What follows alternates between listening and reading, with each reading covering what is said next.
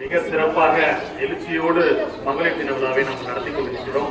இந்நிகழ்விற்கு தலைமையேற்றுள்ள தமிழ்நாடு அறிவியல் இயக்கத்தினுடைய புதுக்கோட்டை மாவட்ட தலைவரும் இப்பள்ளியின் தலைமை ஆசிரியர் அவர்களுக்கும் இந்த நிகழ்வுல வாழ்த்துறை வழங்கிய ஆசிரியர்களுக்கும் என்னோடு கலந்துள்ள தமிழ்நாடு அறிவியல் இயக்கத்தின் வட்டார தலைவர் பெருமைமிக்க அண்ணன் அவர்களுக்கும் சிறப்பு விருதாக கலந்துள்ள மருத்துவர் அவர்களுக்கும் அனைத்து மாணவ செல்வங்களுக்கும் அனைவருக்கும் மீண்டும் ஒரு முறை மகளிர் தின நல்வாழ்த்துக்களை தெரிவித்துக் கொள்கிறோம்.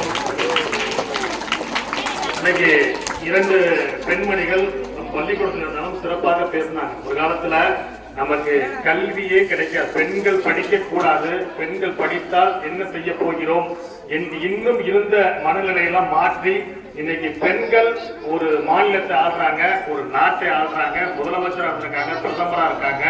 அப்படின்னா எவ்வளவு நாம் வளர்ந்து இருக்கிறோம்.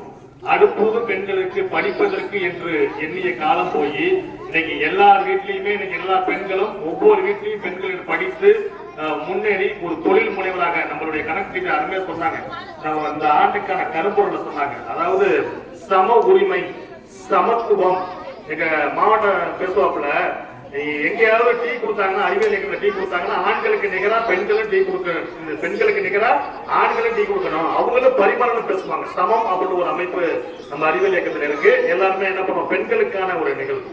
இந்த நிகழ்வை இன்னைக்கு காலையில ஒரு 10 மணியை போல ஒருங்கிணைச்சு நம்ம வெள்ளாள விடுதியில உடனே நடத்திடுவோம் அப்படின்னு சொல்லிட்டு மிக சிறப்பாக ஏற்பாடு செய்வார். மாவட்ட தலைவருக்கு பாராட்டுகள், வாழ்த்துக்கள்.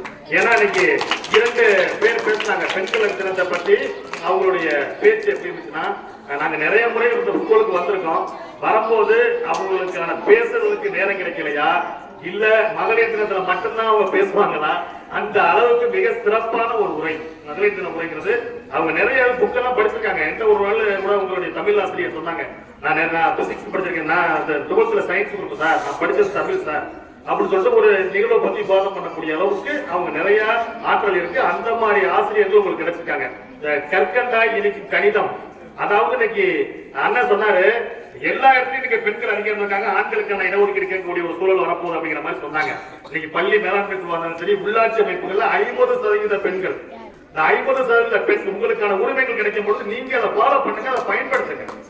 இன்னைக்கு ஊராட்சி மன்ற தலைவராக ஒரு பெண்கள் வரும் பொழுது அதுக்கான அதிகாரம் உங்களுக்கு கொடுக்கும் பொழுது அதை நல்லதற்காக பயன்படுத்தி நாட்டின் வளர்ச்சிக்காக செயல்படுத்தப்பட வேண்டும். உங்களுடைய உழைப்பு எப்படி இருக்குன்னா நாட்டினுடைய வளர்ச்சிக்காக, உங்களுடைய வளர்ச்சிக்காக பயன்படுத்தப்பட வேண்டும்.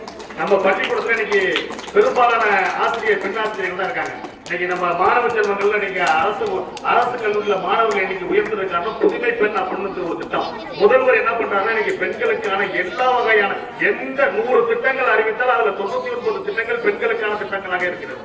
இந்த மகளிர் சுய உதவி குழுவை பத்தி பேசினாங்க. அது மாண்புமிகு பெருமைமிக்க நம்ம முதல்வர் அந்த மகளிர் சுய உதவி குழு வந்து இன்னைக்கு எல்லாருமே ஒரு தொழில் முனைவராக, ஒரு மிகப்பெரிய ஒரு தொழில் முனைவராக உருவாக்கி கொண்டிருக்காங்க பெண்கள். இப்படிப்பட்ட பெண்கள் இன்னைக்கு நம்ம பெரியார் கண்ட கனவை நம்ம என்ன பண்ணிட்டோம், நிறைவேற்றிட்டோம். பாரதி கண்ட புதுமை பெண்களாக, பெரியார் கண்ட விடுதலை பெண்களாக நீங்க சுதந்திரமா இருக்கும். இந்த சுதந்திரத்தை நீங்க நல்ல வரையில் பயன்படுத்திக் கொள்ள வேண்டும் என்று மிக சிறப்பான ஒரு ஏற்பாடு செய்த தலைமையாசிரியர் உள்ளிட்ட அனைத்து ஆசிரியர் பெருமக்களுக்கும் நன்றி கூறி விடைபெறுகிறேன். நன்றி.